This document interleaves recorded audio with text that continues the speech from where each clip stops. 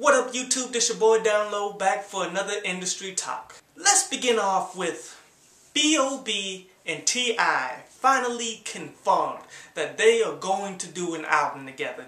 And so far the title to it is Man in the Martian. And you know how titles go.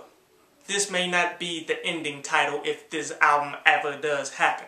And you know, a lot of people probably excited about this. But this is because people look at it like, okay, I like T.I. T.I. is cool. I like B.o.B. B.o.B. is cool too. They ought to make a hot album. It doesn't work like that. First off, if you're going to do an album with somebody, you gotta have chemistry. Cause think back to The Best of Both Worlds with Jay-Z and R. Kelly. That album was garbage. Now, I don't know if these guys have chemistry together or not on track. It's one of those things that you just gotta wait and see. Next, Nas and DJ Premire did a song with the Berkeley Symphony Orchestra for a documentary movie. And I'm very supportive of the whole idea to go ahead and get the full symphony orchestra to help out during the song. That is thinking ahead of your time, trying to evolve the game. That's what's up. But as I heard the song, I'm like, it's not that great. See, and it's just like when video games started to become movies. The first video game movies were trash. But the whole idea of making it happen ensured that good products would come along the line.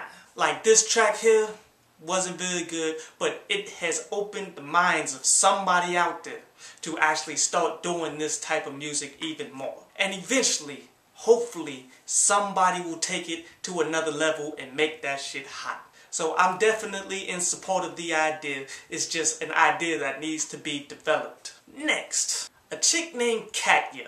She used to date Drake for like a year and a half. In which Drake came out on a song, which everybody's trying to say that he dedicated this entire song to her, when really, he just spit some bars about her. But yet, after that, she decided to come out and talk about intimate details of their relationship to the fucking world. And this was fucked up.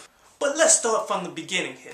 One, Drake, if you didn't want this to happen, you shouldn't have dated her. Because these chicks in these magazines and video vixens, really, they just trying to get off on the look. And if you date them, this type of shit happens. Basically, she used the whole relationship as a quick little come up. Second, Drake, you should never have mentioned her in person on your songs. I understand being upfront and personal with your audience. You're supposed to change the names of the guilty, or change the name of those involved, so they won't come back on you like this. You can always keep deniability. So you opened up Pandora's box. But what she's doing completely wrong is pretty much talking about every fucking thing. Why would you put a nigga out there like that? That was just plain wrong.